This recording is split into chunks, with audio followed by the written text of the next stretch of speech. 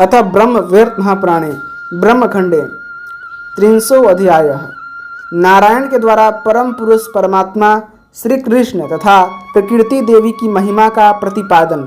श्री नारायण बोले, गणेश, विष्णु, शिव, रुद्र, शेष, ब्रह्मा आदि देवता, मनु, मुनिंद्रगण, सरस्वती, पार्वती, गंगा और लक्ष्मी आदि देवियां भी जिनका सेवन करती हैं, उन भगवान गोविंद के चरणाविंद का चिंतन करना चाहिए, जो अत्यंत गंभीर और भयंकर दवाग्री रूपी सर्प से आविष्टित हो छटपटाते अंग वाले संसार सागर को लांघकर उस पार जाना चाहता है और श्री हरि के दास्य सुख को पाने की इच्छा रखता है, वह भगवान श्री कृष्ण के चरणाविंद का चिंतन करे, जिन्होंने गोवर्धन पर्वत को हाथ पर उठाकर ब्रजभूमि को इंद्र के कोप से बचाने की कीर्ति प्राप्त की है।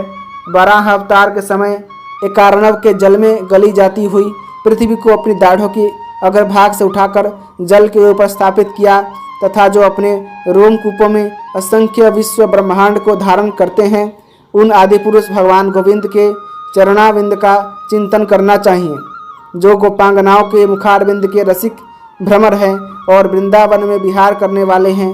उन ब्रज वेशधारी विष्णु रूप परम पुरुष रसिक रमण रासेश्वर श्री कृष्ण के चरणारविंद का चिंतन करना चाहिए। हे वत्स नारद मुने, जिनके नेत्रों की पलक गिरते ही जगत सृष्टा ब्रह्मा नष्ट हो जाते हैं, उनके कर्म का वर्णन करने में भूतल पर कौन समर्थ है। तुम भी श्री हरि के चरणाविंद का अत्यंत आदर पूर्वक चिंतन करो। तुम और हम उन भगवान की कला के अंश मात्र हैं। मनु और मुनिंद्र भी उनकी कला के कलांश ही हैं। महादेव और ब्रह्मा जी भी कला विशेष हैं और महान विराट पुरुष भी उनकी विशिष्ट कला मात्र हैं। सहस्त्र सिरों वाले शेष नाग संपूर्ण विश्व को अपने मस्तक पर सरसों के एक दाने के समान धारण करते हैं, परंतु कूर्म के पृष्ठभाग में वे शेष नाग ऐसे जान पड़ते हैं मानो हाथी के ऊपर मच्छर बैठा हो। वे भगवान कूर्म कच्छप यानी श्री कृष्ण की कला के कलांश मात्र हैं। हे नारद, गोलोकनाथ भगवान श्री कृष्ण का निर्मल यश वेद और पुराण में किंचन मात्र भी प्रकट नहीं हुआ है। ब्रह्मा आदि देवता भी उसका वर्णन करने में समर्थ नहीं है। ब्रह्मपुत्र नारद, तुम उन सर्वेश्वर श्री कृष्ण का ही मुख्य रूप से भजन करो, जिन विश्वाधार परमेश्वर संपूर्ण लोकों में सदा बहुत से ब्रह्म विष्णु तथा रुद्र का ही करते हैं तथा श्रुतियाँ और देवता भी उनकी नियत संख्या को नहीं जानते हैं। उन्हीं परमेश्वर श्री कृष्ण की तुम आराधना करो। वे विधाता के भी विधाता हैं। वे ही जगत प्रसिविनी नित्य रूपिणी प्रकृति को प्रकट करके संसार की सृष्टि करते हैं। ब्रह्मा आदि सब देवता प्रकृति जन्य हैं। वे भक्तिदायिनी श्री प्रकृति का भजन करते हैं। प्रकृति ब्रह्म स्वरूपा है, वह ब्रह्म से भिन्न नहीं है।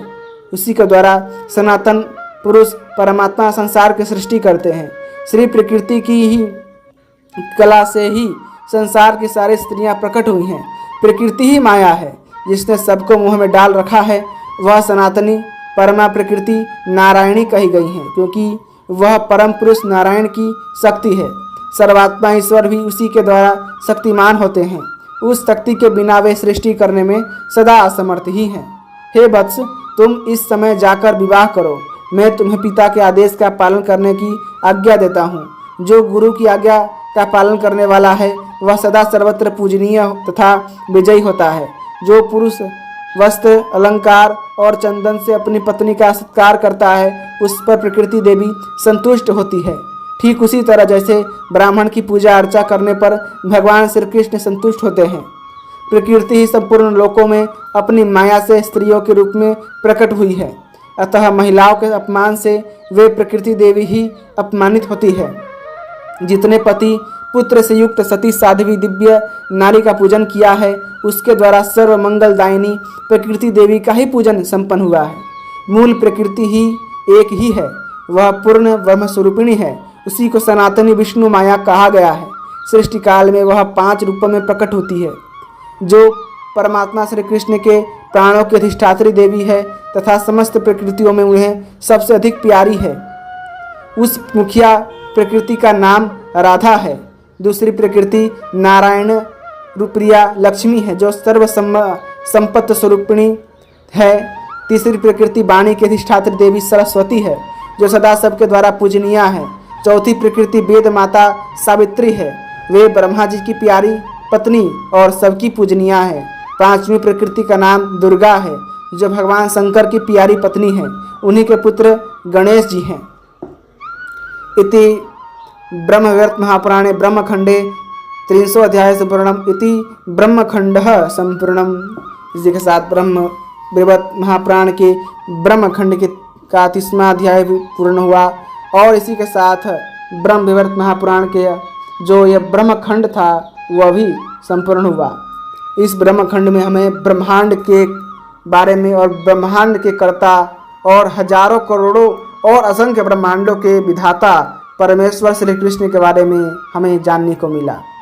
अब अगले खंड में प्रकृति खंड है जिसका नाम, उस खंड से हमें पता चलेगा कि प्रकृति स्वरूपा भगवती कौन है और वे भगवान श्री कृष्ण की शक्ति कैसे उनका मदद करती हैं सृष्टि का निर्माण करने में और प्रकृति का निर्माण करने में।